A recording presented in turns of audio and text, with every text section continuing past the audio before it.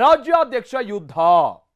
ರಾಜ್ಯ ಬಿಜೆಪಿಯಲ್ಲಿ ರಾಜ್ಯಾಧ್ಯಕ್ಷ ಪಟ್ಟಕ್ಕಾಗಿ ಯತ್ನಾಳ್ ಹಾಗೆ ವಿಜಯೇಂದ್ರ ನಡುವೆ ಭಾರೀ ಯುದ್ಧ ನಡೀತಾ ಇದ್ದು, ವಿಜಯೇಂದ್ರ ಅವರನ್ನ ಕೆಳಗಿಳಿಸಬೇಕು ಅನ್ನುವಂತ ನಿಟ್ಟಿನಲ್ಲಿ ಯತ್ನಾಳ್ ಬಣ ದೆಹಲಿ ತಲುಪಿದ್ದು ಹೈಕಮಾಂಡ್ ಮುಂದೆ ಚಾರ್ಜ್ ಶೀಟ್ ಸಲ್ಲಿಸುವ ಪ್ರಕ್ರಿಯೆಯನ್ನ ಇವತ್ತಿಡೀ ನಡೆಸಿದೆ.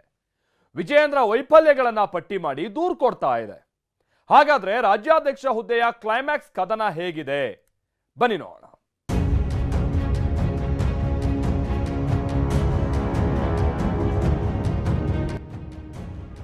ವೃತ್ತ ಬರೆದಾಗಿದೆ, ಸಮರ ಸಾರಿದ್ದಾಗಿದೆ. ಯತ್ನಾಳ್ ಬಣ ದೆಹಲಿ ತಲುಪಿದ್ದಾಗಿದೆ. ವಿಜಯೇಂದ್ರ ವಿರುದ್ಧ ಚಾರ್ಜ್ ಶೀಟ್ ಸಲ್ಲಿಕೆಯಾಗಿದೆ. ಇನ್ನೇನಿದ್ರೂ ಯುದ್ಧ ನಡೆಯಬೇಕು, ಅಖಾಡದಲ್ಲೇ ಗೆಲ್ಲಬೇಕು ಅಷ್ಟೇ. ರಾಜ್ಯ ಬಿಜೆಪಿಯಲ್ಲಿ ದಗದಗನೆ ಹೊತ್ತಿ ಉರಿಯುತ್ತಿರೋ ಬಂಡಾಯದ ಬೆಂಕಿ ಕ್ಲೈಮ್ಯಾಕ್ಸ್ಗೆ ಬಂದಿದೆ. ವಿಜಯೇಂದ್ರ ಬದಲಿಸಿ ಅಂತ ಯತ್ನಾಳ್ ಬಣ ದೂರು ಕೊಟ್ರೆ, ವಿಜಯೇಂದ್ರ ಬಣ ತಾಕತ್ತಿನ ಸವಾಲು ಎಸೆದಿದೆ. ಶಾರ್ಟ್ ಅಂದ್ರ ವಿಜಯೇಂದ್ರ ಹೋದ್ರೆ ಎಲ್ಲ ಶಾರ್ಟ್ ಆಗ್ತಾ. ಇವ್ರಿಗೆ ತಾಕತ್ತಿದ್ರೆ ಬದಲಾವಣೆ ಮಾಡ್ರಿ. ಪಟ್ಟದಿಂದ ವಿಜಯೇಂದ್ರ ಇಳಿಸಲು ಯತ್ನಾಳ್ ಬಣ ಶಪಥ. ವಿಜಯೇಂದ್ರ ವಿರುದ್ಧ ಚಾರ್ಜ್ ಶೀಟ್, ತಾರಕಕ್ಕೇರಿದ ಬಣ ಫೈಟ್. ರಾಜ್ಯ ಬಿಜೆಪಿಯಲ್ಲಿ ನಡೆಯುತ್ತಿರೋ ವಿಜಯೇಂದ್ರ ವರ್ಸಸ್ ಯತ್ನಾಳ್ ನಡುವಿನ ಸಮರ ಕ್ಲೈಮ್ಯಾಕ್ಸ್ಗೆ ಬಂದಿದೆ.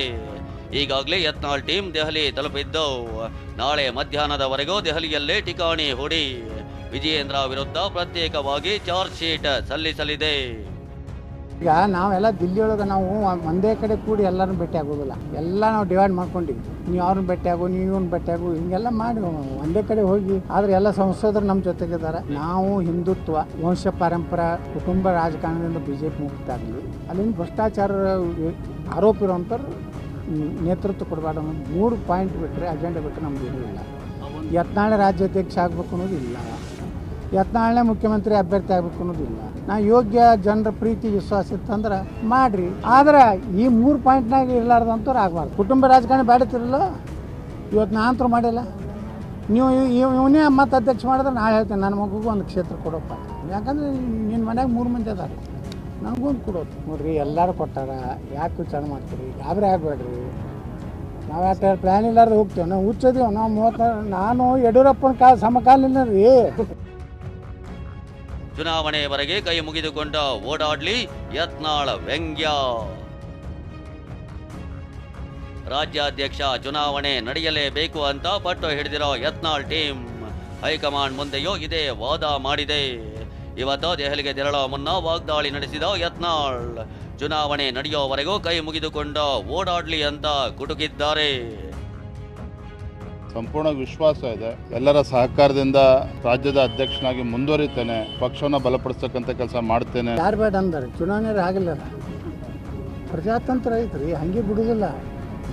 ಕೈ ಮುಖ ತಗೊಂಡು ನೋಡ್ರಿ, ಓಟ್ ಹಾಕ್ರಿ. ಎಲ್ಲ ಸರಿಯಾಗುತ್ತೆಂದ ವಿಜಯೇಂದ್ರಗೆ ಯತ್ನಾಳ್ ಡಿಚ್ಚಿ. ಎಲ್ಲವೂ ಏನೇನು ಡ್ಯಾಮೇಜ್ ಆಗಬೇಕೋ ಸಾಕಷ್ಟು ಆಗಿದೆ. ಇನ್ನೊಂದು ವಾರ 8 ದಿನದಲ್ಲಿ ಏನು ರಾಜ್ಯದ ಅಧ್ಯಕ್ಷ ಯಾರಾಗ್ತಾರೆ ಅಂತೇಳಿ ಉತ್ತರ ಸಿಗ್ತದೆ. ಅದಾದ ನಂತರದಲ್ಲಿ ಎಲ್ಲವೂ ಕೂಡ ಸರಿ ಹೋಗ್ತದೆ. ಶಾರ್ಟ್ ಅಂದ್ರೆ ವಿಜಯೇಂದ್ರ ಹೋದ್ರೆ ಎಲ್ಲ ಶಾರ್ಟ್ ಆಗ್ತಾ. ಅದೇ ಹೇಳ್ಯಾರ ಅವರು. ನೀವು ತಪ್ಪು, ಒಳ್ಳೇದಾಗಲಿ, ಅವ ಒಳ್ಳೇದಾಗಲಿರ್ತದೆ ಅಂತ ರತ್ತಾನೆ. ಹಂಗೆ ಹೇಳ್ತಾನ. ವಿಜಯೇಂದ್ರ ಯತ್ನಾಳ್ ಮಧ್ಯೆ ಡ್ಯಾಮೇಜ್ ದಂಗಲ್. ಎಲ್ಲವೂ ಏನೇನು ಡ್ಯಾಮೇಜ್ ಆಗಬೇಕೋ ಸಾಕಷ್ಟು ಆಗಿದೆ. ಇನ್ನೊಂದು ವಾರ 8 ದಿನದಲ್ಲಿ ಏನು ರಾಜ್ಯದ ಅಧ್ಯಕ್ಷ ಯಾರಾಗ್ತಾರೆ ಅಂತೇಳಿ ಉತ್ತರ ಸಿಗ್ತದೆ. ಯತ್ನಾಳ ದಿನದಲ್ಲೇ ಪಾರ್ಟಿ ನಿಷ್ಠಾವಂತ ಕಾರ್ಯಕರ್ತರು, ಪಾರ್ಟಿ ಕಟ್ಟುವವರು, ಪ್ರಾಮಾಣಿಕರು, ಹಿಂದುತ್ವದ ಪರವಾಗಿ ಮಾತಾಡೋರು ಜೀವಂತನವದಿ ಕಾರ್ಯಕರ್ತರು ಈ ರಾಜ್ಯದಲ್ಲಿ ಇನ್ನೂ ಆಶಾಕಿರಣ ನಾವೇ ಇದೀವಿ. ತಲೆಗಿಟ್ಕೋರಿ. ಯತ್ನಾಳ ಮುಖ್ಯಮಂತ್ರಿ ಆಗಲ್ಲ, ಸಾಮಾನ್ಯ ಜನರು ಹೋಗಿ ಕೇಳ್ರಿ, ಹೇಳ್ತಾರೆ. ಯಾಕೆ ಹೇಳ್ತಾರೆ? ಈ ಮನುಷ್ಯ ಬಂದ್ರೆ ಕೆಲಸ ಮಾಡ್ತಾನಪ್ಪ, ರೊಕ್ಕ ತಿಂದು ದುಡ್ಡು ತಿಂದು ದುಬೈ ಇದರ ಕುವೈತ್ನಾಗ ಆಸ್ತಿ ಮಾಡುವಂಥ ಅಯೋಗ್ಯ ನನ್ನ ಮಗ ಅಲ್ಲ ಜನರಿಗೆ ಗೊತ್ತೈತಿ. ಏನೋ ವಿಜಯೇಂದ್ರ ವಿರುದ್ಧ ಯತ್ನಾಳ್ ಹೊಂದಾಣಿಕೆ ಆರೋಪ ಮಾಡಿದ್ದಾರೆ. ಇದಕ್ಕೆ ತಿರುಗೇಟು ಕೊಟ್ಟಿರೋ ವಿಜಯೇಂದ್ರ ಪಾದಯಾತ್ರೆ ಮಾಡಿದ್ಯಾರು ಅಂತ ಪ್ರಶ್ನಿಸಿದ್ದಾರೆ.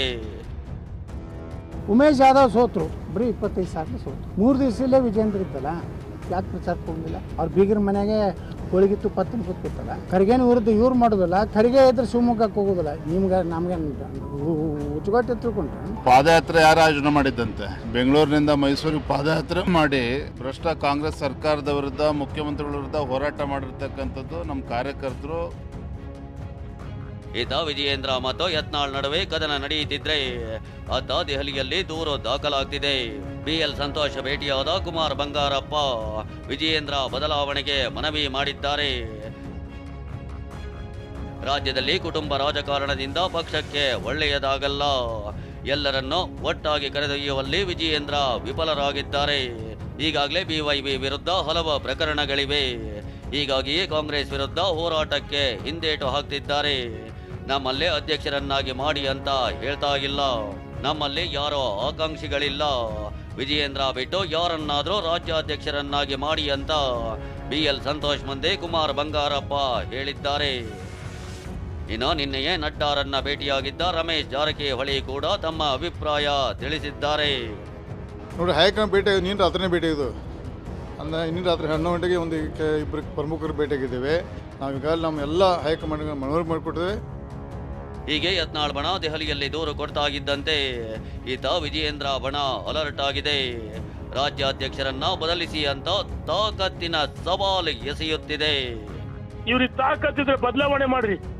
ದೆಹಲಿಯಿಂದ ಹರೀಶ್ ಜೊತೆ ಕಿರಣ್ ಹನಿಯಾಡ್ಕ, TV9 ಬೆಂಗಳೂರು.